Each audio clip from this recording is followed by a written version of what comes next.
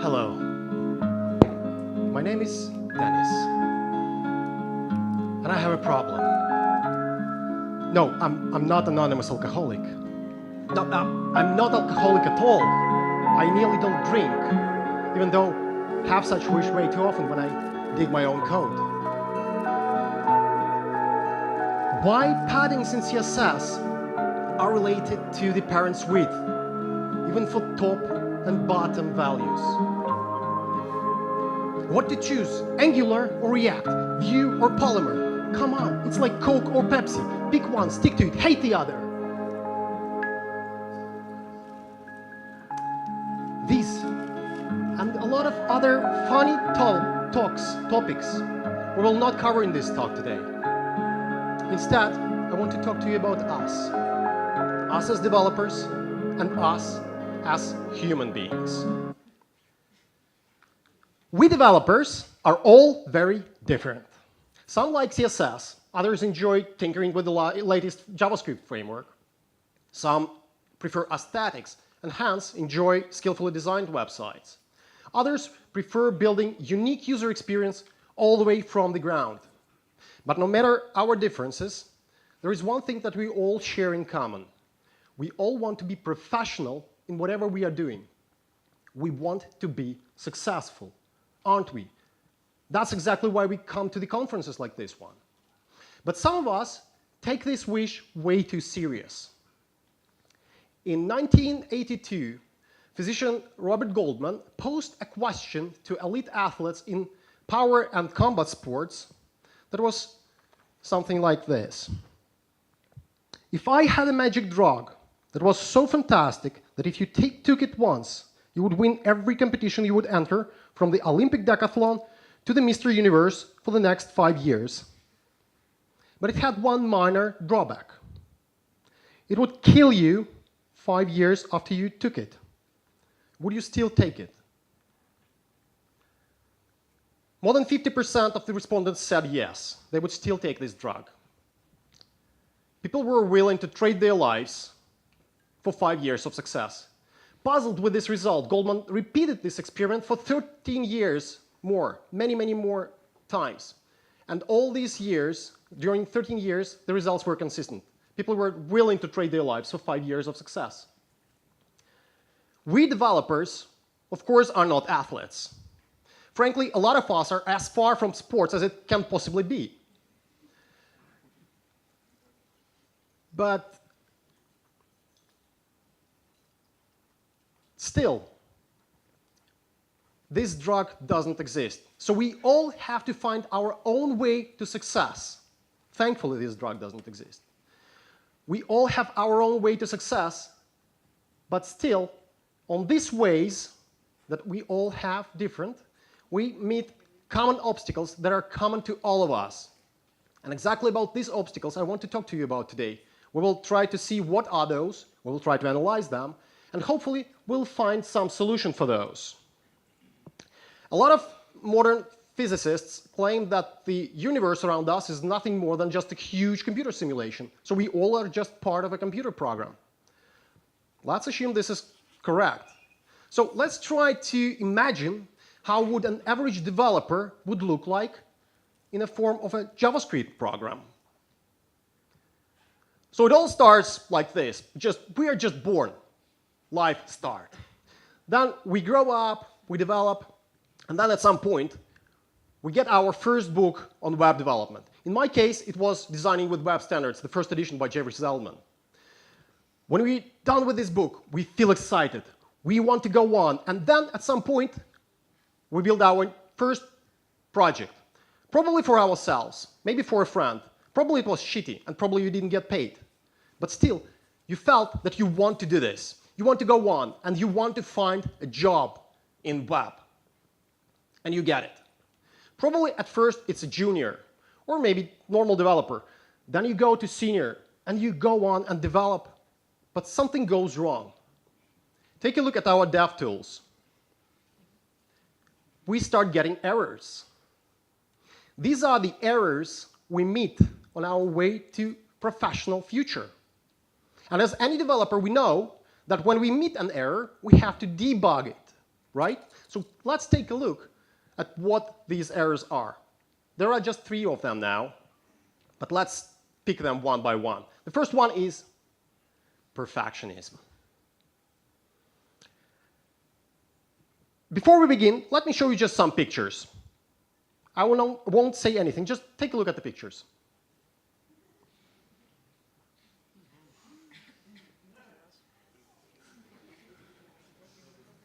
I will let you take a closer look at this one.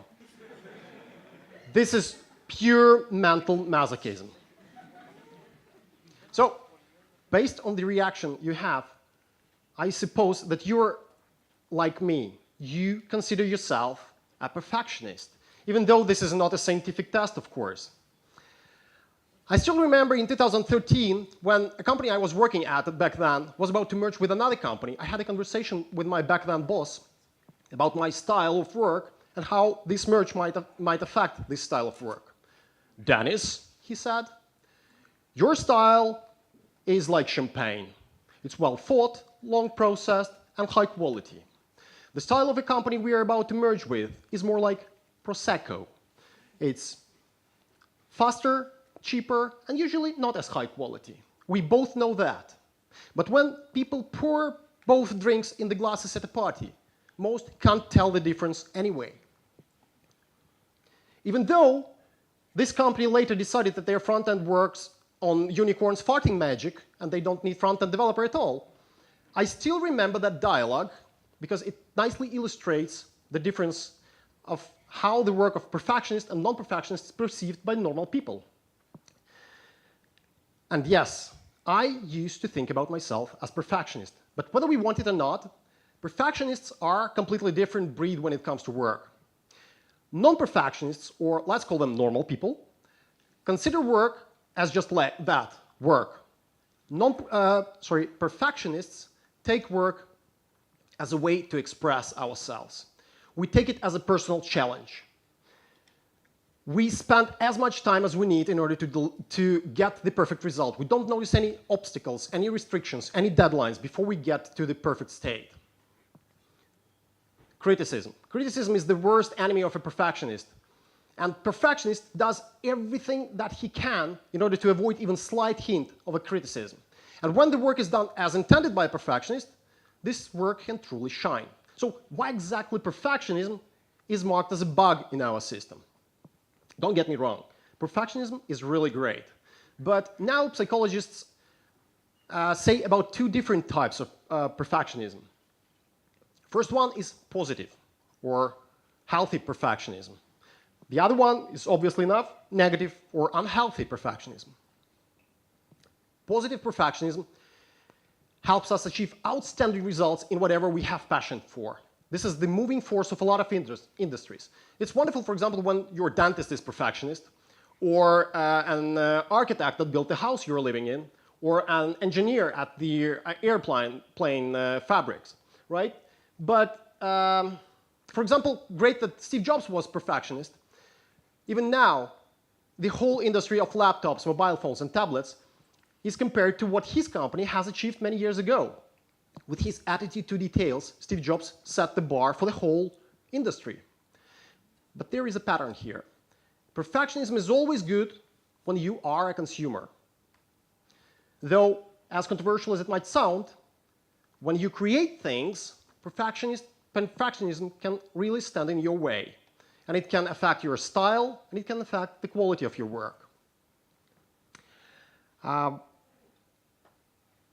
The same Steve Jobs, as classical example of perfectionism, right, was a very hard person to work with. For example, in 1977, when he had to pick the color for the case for his new Apple II computer, Pantone Company sent him 2,000 shades of beige. Not 2, not 20, not 200, 2,000 shades of beige. None were good enough for Steve Jobs. He desperately wanted to develop his own perfect beige color for his perfect computer. He was so obsessed with this idea that Apple's CEO back then, Michael Scott, had to interfere and stop jobs from doing this.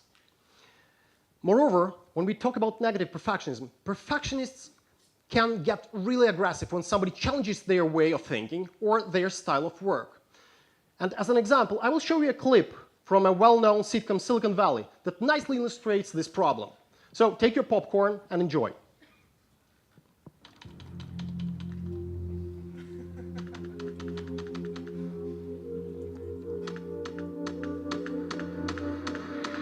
Richard, what's wrong? Nothing. Nothing. Literally, it's all good. Come on. Oh my God. I'm sorry. Your roommates are right. You really hate spaces. No. I don't. It's not hate. Hate's a strong word. Truth be told, I do have a slight preference for tabs, but that's only because I'm anal and because I prefer precision. Well, not to pick a fight here, but if you really care about precision, wouldn't you use spaces? But whatever. Once it goes through the compiler, it's the same thing, right? Yeah, technically, yes.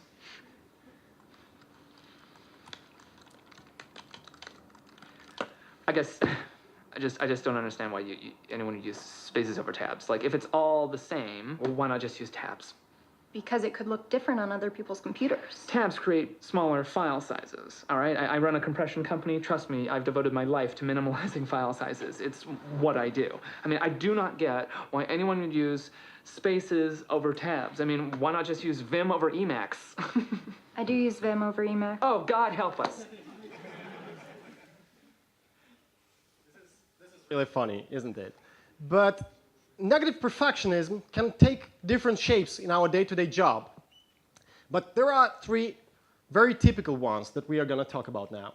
So the first one is perfectionist paralysis. We all are familiar with procrastination, right? But different people procrastinate due to different reasons. Some are just tired, some want to switch context and do something light on the brain. Perfectionists procrastinate for another reason. They're waiting for an ideal moment to start their ideal work. Well, at least that's how perfectionists think about this.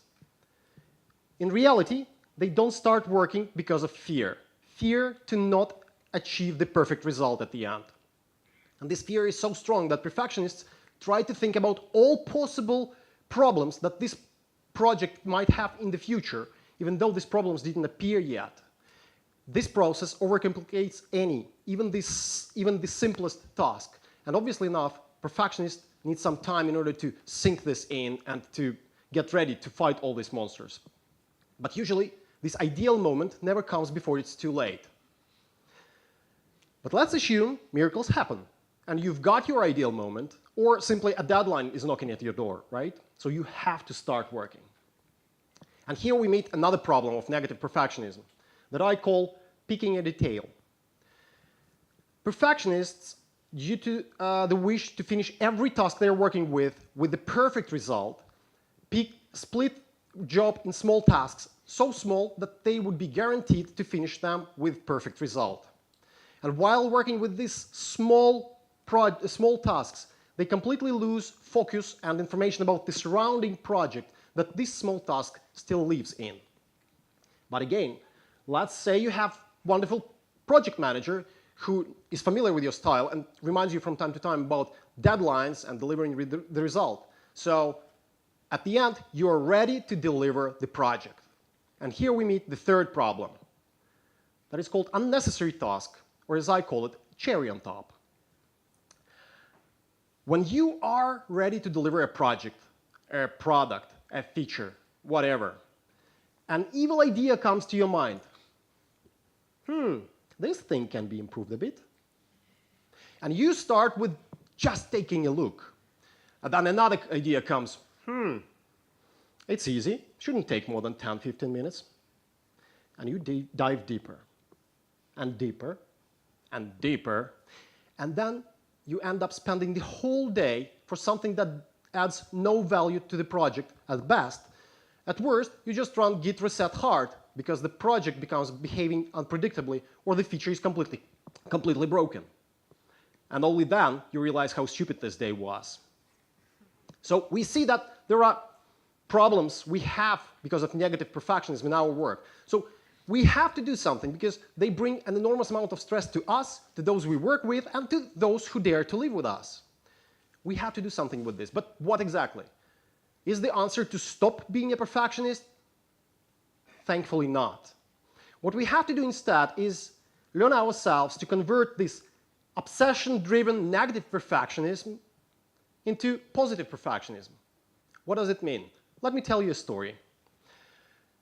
At the age of almost 40, before establishing one of the largest and most profitable companies in the world, Henry Ford had already established 2 other car companies and failed with both of them.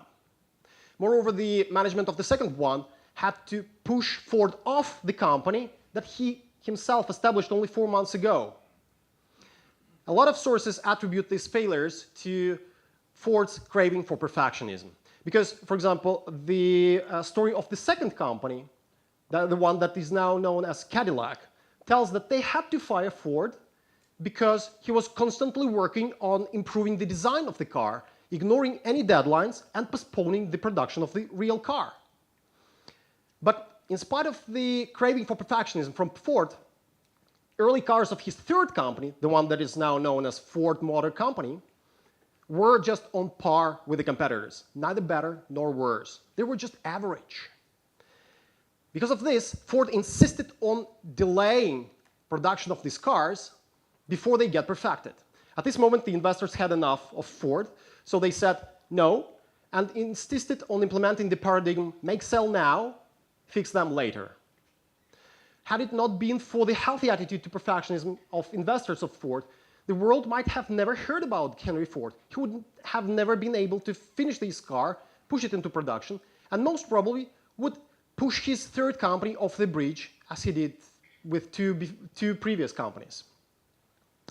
In order to give you a better overview of what is positive perfectionism and negative perfectionism in our work, consider these 2 statements. The first one, my product should be perfect. I'm not going to release, develop a feature, commit before I'm sure it is perfect. And another one, my product should be perfect. And this release, feature, commit moves me one step closer to this perfect result. With this example, it's easy to see how unhealthy perfectionism attitude can be totally wrong in our work.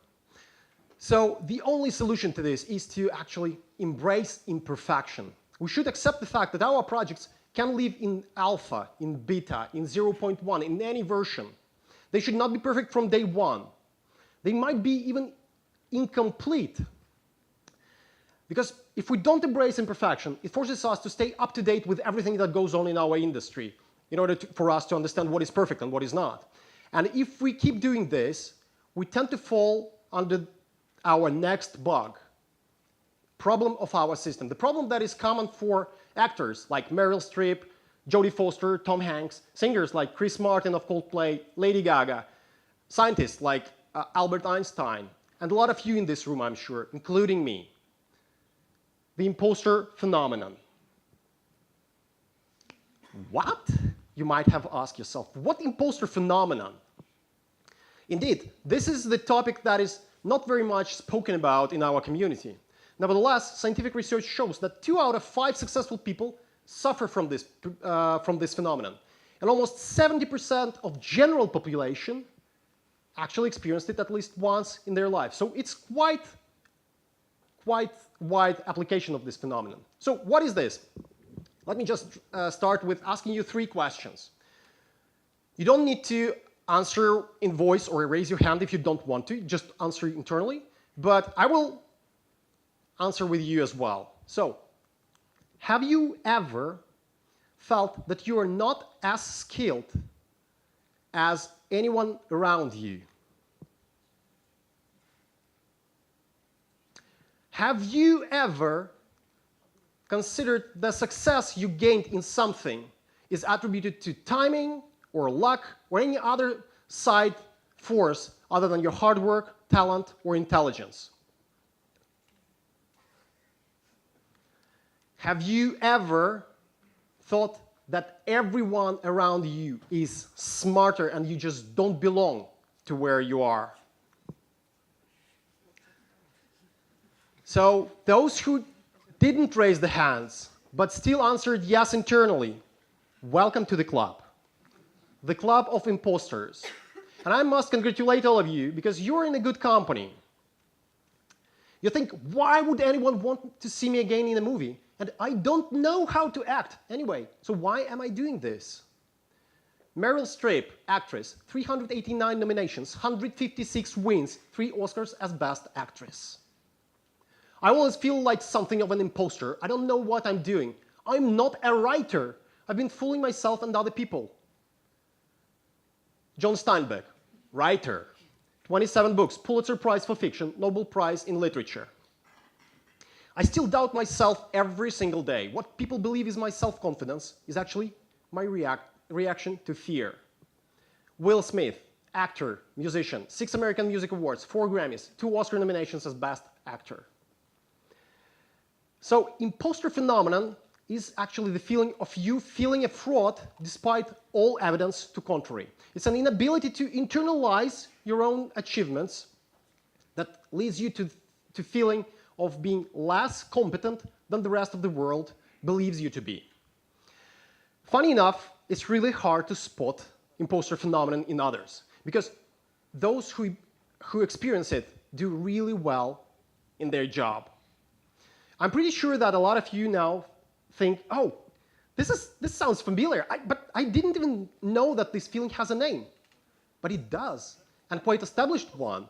The first appearance of the term imposter phenomenon, or imposter syndrome, or imposterism, these are all the same, occurred in 1978 in the work by Pauline Clance and Susan Imes, dedicated to high-achieving women in academics. That's true.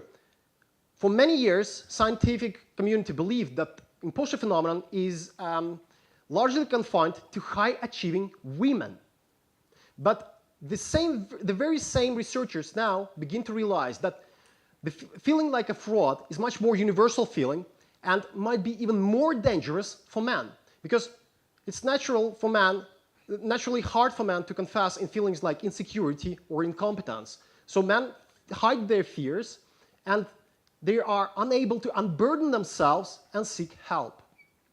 But what happens if we feel this imposter syndrome and don't do anything with this, or simply don't know about its existing? Our industry is quite interesting place. It's very easy to self-criticize, because when you work on a problem and you start searching for some possible solutions of similar problems, you might find out that exactly the same problem has been fixed by many more people before you. In environments like this, it's really easy to feel not as skilled as the rest of your environment. In order to fix this, what we usually do is we try to catch up with everything going on in our industry. We start reading articles and different tweets and things so that we gain this self-confidence again, right?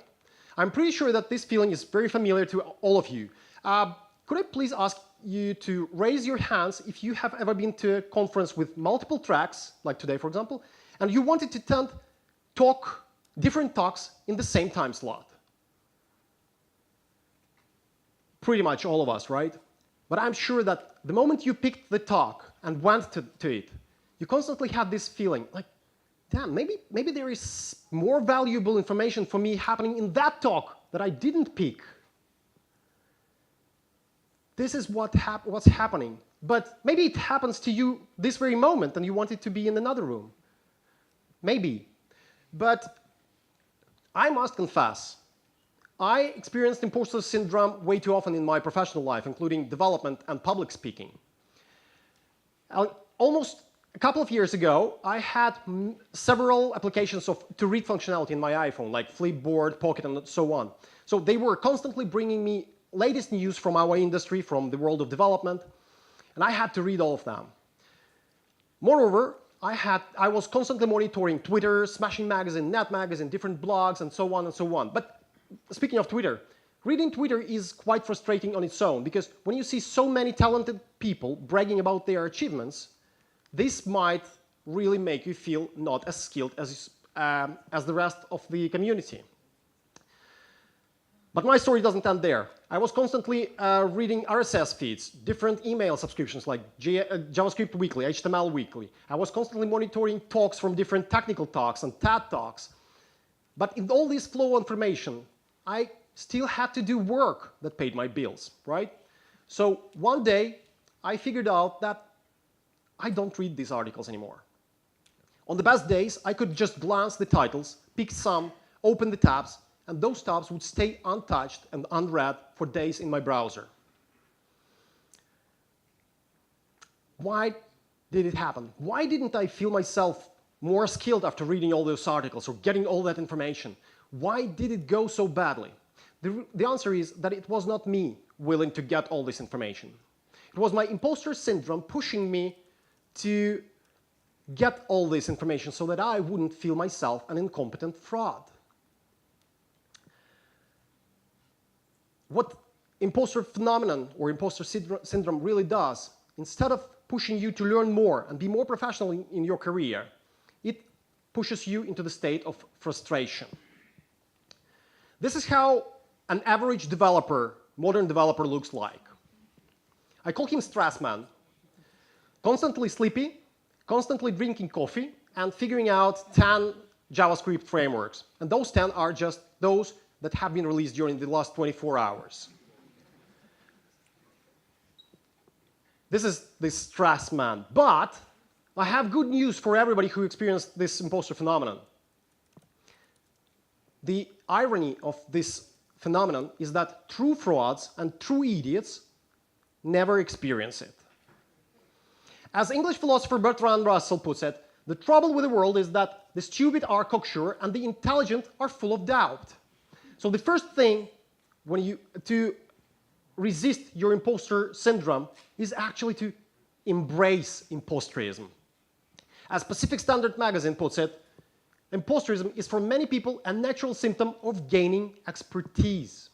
And while you are gaining expertise, you enhance the knowledge, you enhance the perimeter of what you know, while exposing yourself to even more of what you don't know. So next time when you feel like you're lagging behind the industry, you don't know everything that goes on in the industry, or you're afraid of your colleagues figuring out that you're not as smart as they thought, instead of getting more information and raising the bar of your knowledge, just stop. Stop for a moment and enjoy it. Because most probably this means you're on the right path. Most probably this means that you are getting wisdom to accept that there is much more in the world in general, and in our industry in particular, for us to discover yet. And I deliberately say that most probably, because some confuse stupid bravery to expertise, and this is a completely different story. So the second advice to resist our imposter syndrome is measure yourself with your own yardstick. In our industry, it's very easy to be consumed by the success of other people. But comparing yourself to others is the game impossible to win. Instead, try to compete with yourself. Try to analyze yourself. Where were you a year ago, 6 months ago? Can you see the difference? Can you see the progress? Can you acknowledge that progress? If you start thinking about your achievements in this way, it will give you much better information about your own achievements rather than achievements of others. But the third advice to resist your imposter syndrome that might be even more important than the previous two is communicate your fears. Do not be afraid to talk about your feelings. Neil Gaiman, award-winning fiction author, novelist, comic books, and movies, has a fantastic anecdote to soothe anybody with the imposter syndrome. Some years ago, I was lucky enough to be invited to a gathering of great and good people, artists and scientists, writers and discoverers of the things. And I felt that at any moment, they would realize that I didn't qualify to be there among these people who had really done things. On my second or third night there, I was standing at the back of the hall while a musical entertainment happened, and I started talking to a very nice, polite elderly gentleman about several things, including our shared first name. And then he pointed to the whole of the people and said words to the effect of, I just look at all these people and I think, what the heck am I doing here? They have made amazing things. I just went where I was sent. And I said, yes, but you were the first man on the moon. I think that counts for something. And I felt a bit better, because if Neil Armstrong felt like an imposter, maybe everyone did. So if we talk about our feelings, our impostorism, more often, it will help us all overcome the complications it brings to our life and go on and move further. Because if we don't overcome the frustration that imposter syndrome brings to us, we tend to fall under the consequences of it, and then we work harder in order to prove ourselves, and we get straight into the third bug of our system: long hours. Well, I must admit, I have never heard anybody on a deathbed saying something like, oh God, why have I been working so little? Our industry is no exception. I'm pretty sure that everybody in this room put at least one all-nighter during their career. Because industry still believes that software developers have no other hobbies than, well, software development. Moreover, people outside of our industry, no matter our main profile, still think that we are all crazy geeks drinking coffee, mixing with Red Bull during the daytime, and then hacking away on a pet project at night. And most importantly, we just love doing all of this. One recruiter once told me that, in her opinion, exciting work tasks should be the main motivation for developer. Well, if exciting work tasks would be my main motivation, why would I be a developer in the first place? I would be an illustrator or a professional bike rider, but definitely I wouldn't sit at night trying to position some dummy text in some stupid block. This is not how exciting work looks like. But truth be told, long hours are not a bug per se. There are two different types of long hours, right? So the first one is temporary.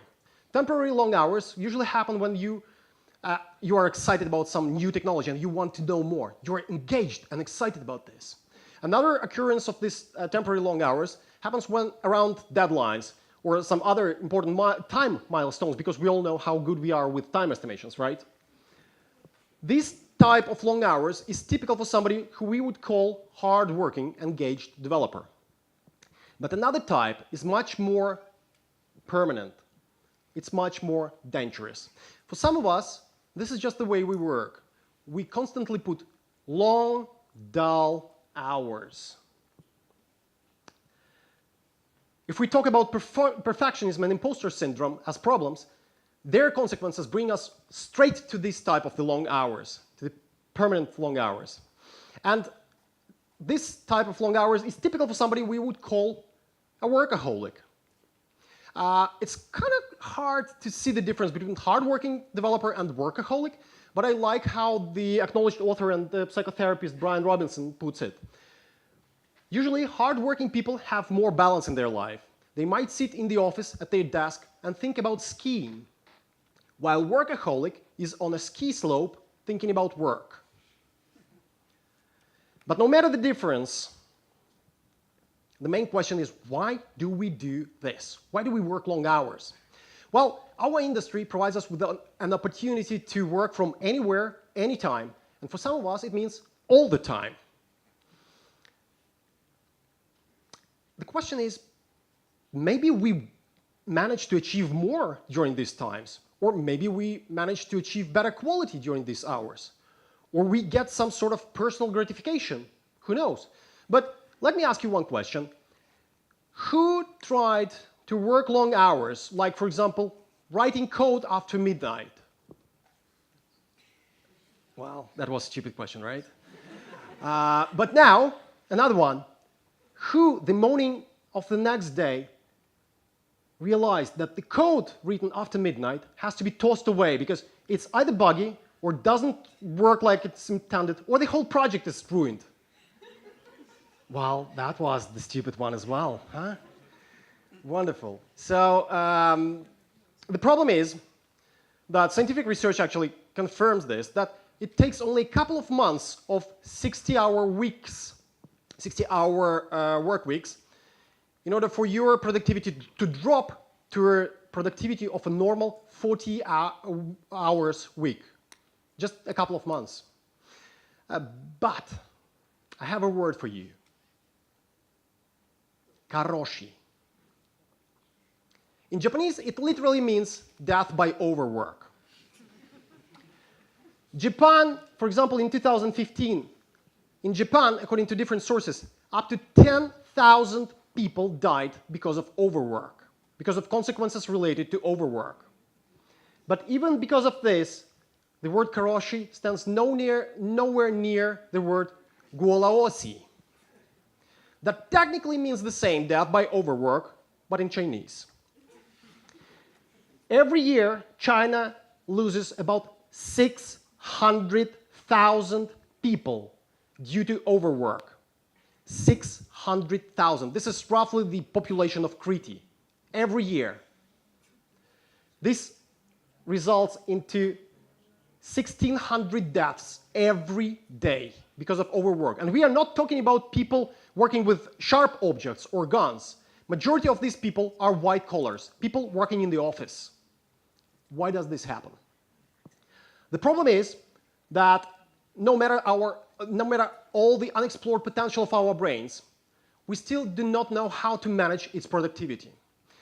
So when we put long hours, our brain just gets tired. And when our brain gets tired, it's much more capable of making more errors. And when we make more errors, we get into so-called mental recursion. So for our work to be done, we put long hours, we want to achieve more. Because of long hours, our brain gets tired, and because of this, we make more errors. When we make more errors, we lack the feeling of accomplishment in our work. And when we lack the feeling of accomplishment, in order to regain it back, we put long hours. So we are in the mental recursion. This is how stress looks like in our work. This is stress. But how does stress look like in our brain? Let's start with a happy note, or rather with a happy 4. These are 4 chemicals, or neurotransmitters to be precise, who are responsible for us to feel motivated, for our happiness, for our well-being. Let me introduce these guys to you. The first one is dopamine. This one is great.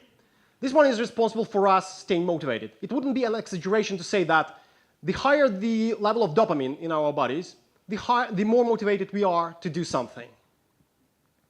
The next one, serotonin. By the look at this picture, you might tell that he is responsible for you feeling important and significant. The next one, oxytocin. This one is not very important when we talk about our work, as long as you don't work in porn industry or not very excited about new version of Drupal, because this is the hormone that is released by our bodies during orgasm. This is technically the hormone of personal relationship. It's produced by mothers while during childbirth, during breastfeeding, but the easiest way to initiate the flow of oxytocins in our bodies is to give a hug. This is why it's called a cuddle hormone. Research shows that in order to give you one daily dosage of oxytocin, it's enough to have 8 hugs a day. So next time, instead of shaking hands, just give a hug to somebody. But just be warned that doing this with all strangers might look a bit awkward. So you've been warned. This is oxytocin. And the last, but definitely not least, endorphins. This is our natural painkiller. These are the guys that are responsible for our feeling of pleasure. There are a lot of ways to initiate the flow of endorphins in our bodies, like physical exercises, or ultraviolet light, or body work, like massage, for example, or maybe childbirth. But again, this is not for everybody. But the easiest way to initiate the flow of endorphins in our bodies is actually laughter. And the way these guys are transported in our cells is funny on its own. So let's take a look. Here we see the molecule of motor protein, kinesin, this one, carrying around the bag of endorphins. This is, of course, animation, but exactly the same process happens right now in the cells of your bodies. Isn't it amazing? These guys are walking inside of you. So,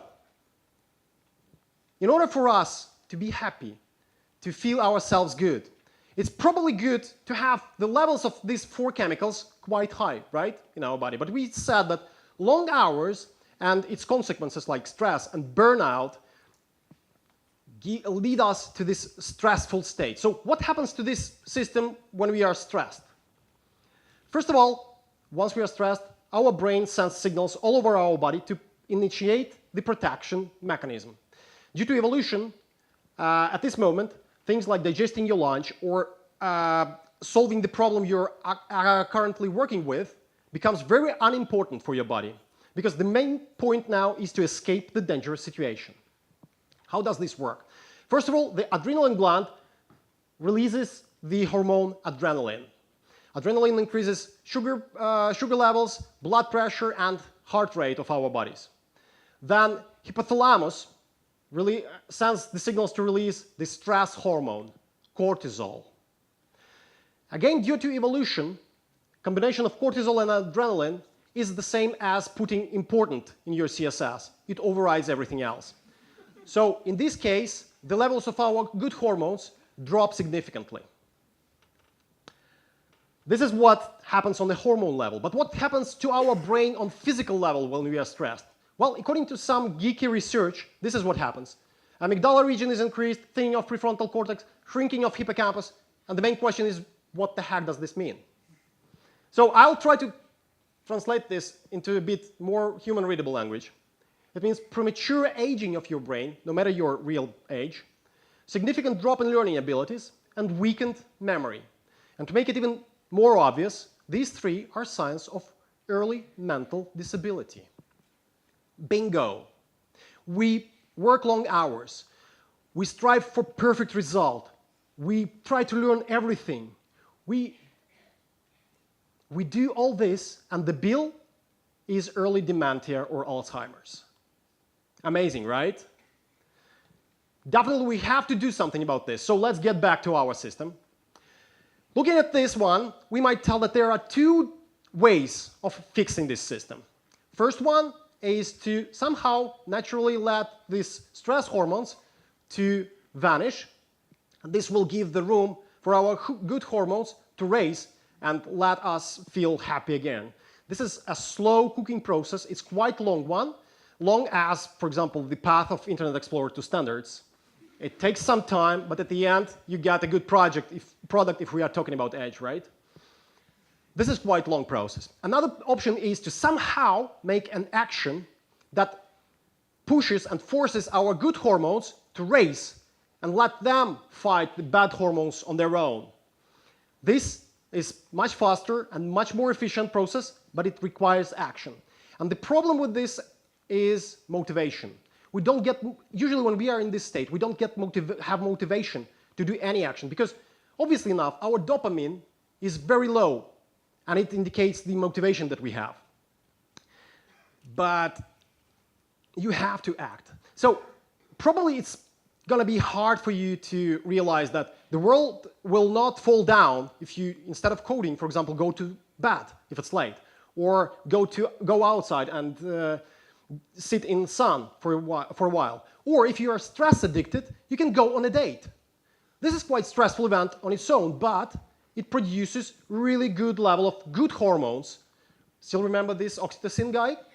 That's what I'm talking about. So this is much faster, but it requires action. And motivation is low. But if the fact that we have brains shrinking, we will be demented pretty soon. And every day in China, the audience, 3-4 sizes of this one, dies because of overwork. Doesn't scare a shit out of you, I don't know what will. So instead of frightening you even more to take the actions, I will just tell you a story that might stimulate you to take at least the first option. We all know about Harvard University, right? 134 Nobel laureates, 35 current billionaires, 48 Pulitzer Prize winners, 8 presidents of the US. It's the birthplace for Facebook and Microsoft. It's very hard to get to Harvard. It's a very selective university. When you enter Harvard, they evaluate your achievements not directly related to studying, like personal startup or achievements in sports or music, and so on and so on. So in 2016, only 5.2% of the applicants were allowed to enter Harvard. So it's really hard to get there. But knowing all of this, we might consider that students in Harvard have to dedicate every minute of their life to either studying or self-development. They should live crazy life. And they do that. Some students take 2 different courses and take them simultaneously. Some want to get the 4-year course but pass it during the 3-year course. So they really want to get maximum out of their years in Harvard. So any university would be happy to know that students are so eager, right? But in 2004, the dean of undergraduate school, Harvard School, back then, Harry Lewis, sent a letter to all the students in Harvard titled "Slow Down, Getting More Out of Harvard, but by Doing Less." In this letter, Harry Lewis advocated for that students do not need to take 2 courses simultaneously. They do not need to take 4-year course during the 3 years.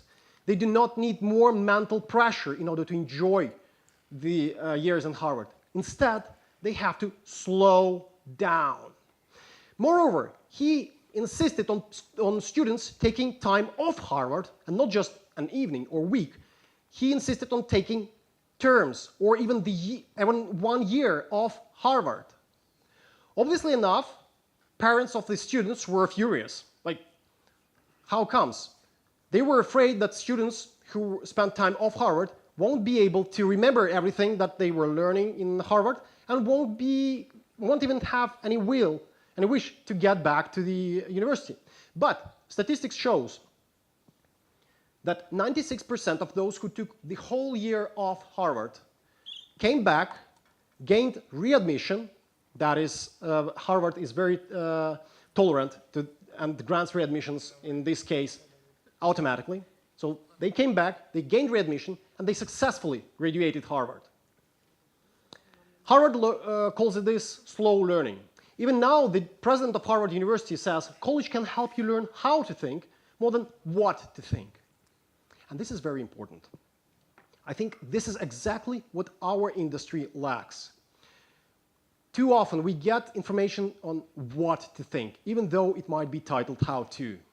But instead, we have to concentrate on how to think. We need what Harry Lewis calls enough breathing room. But our long hours, our craving for perfectionism, just don't give us enough breathing room. What they do instead, they occupy all our breathing room, and we cannot go on. Today, we talked about 3 problems: perfectionism, imposter phenomenon, long hours. These are just the tip of the iceberg in our systems. There are many, many more. But unlike our products, we cannot postpone fixing this for later. Unlike our products, our lives have just version 1.0.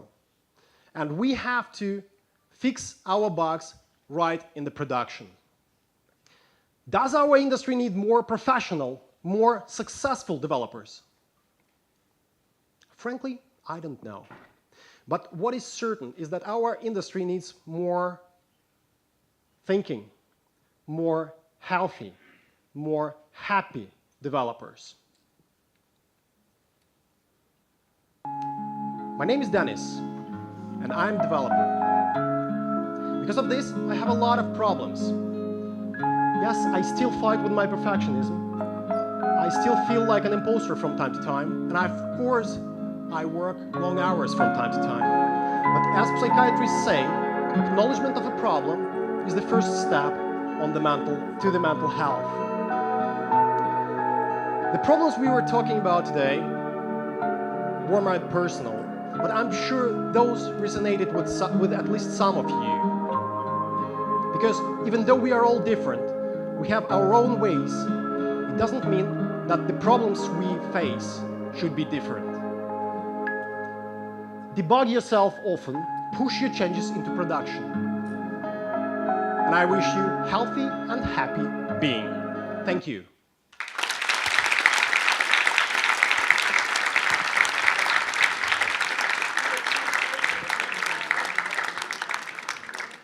Instead of thanking you, can I get you a hug? Yes, sure. Yes. Do this more often. Yeah, it works. Thank you very much. Thank you. We have 1 or 2 minutes for maybe some questions. Yeah, That's okay. if you Or have hugs. questions. Yes, and I will be at the around here. So yeah, if you want. Any questions? Anybody?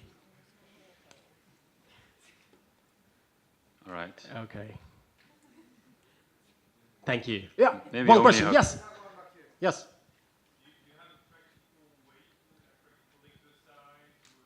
Sorry, I've heard only practical way. Yeah, there is a mic.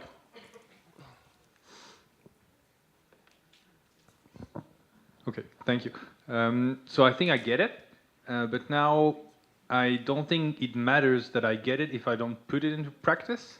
So what's like the step, the exercise, or okay, I see the logs, but like what's the step 1 that I can do now or in 5 minutes? It really depends on yourself. Probably one of these problems probably resonated a bit more with you, either imposter phenomenon or perfectionism. So probably this is the problem that you have to start.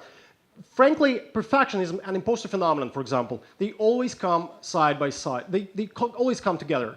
It's really hard to distinguish whether it's a imposter phenomenon you are experiencing or it's perfectionism. But you have to start with some simple things. And I would advise actually to start from the back, from the hormones. The endorphins that I was talking about, there are multiple ways to initiate their flow. So once you start raising the good hormones in your body, they will manage everything for yourself. They will give you good feeling. They will make you happier.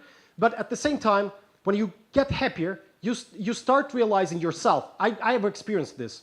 You start realizing that probably I should not be such a perfectionist because it just doesn't matter. That story I told you about my dialogue with my previous boss on champagne versus kava. Really, like people who you work for don't really notice a lot of difference between perfectionist or non-perfectionist. You just start, delivering different features. You just try to cultivate the positive perfectionism in yourself. If it comes to imposter phenomenon, just talk about your problems, and you will have a good laugh with your colleagues when you figure out that your colleagues actually around you experience the same. I can guarantee you that 2/3 of your colleagues will experience the same, even though they won't confess. When it comes to long hours, this is really up to you. But again, you have to start doing something. Usually these things don't get by itself, right? So you have to start working them out. For long hours, you can start doing physical exercises.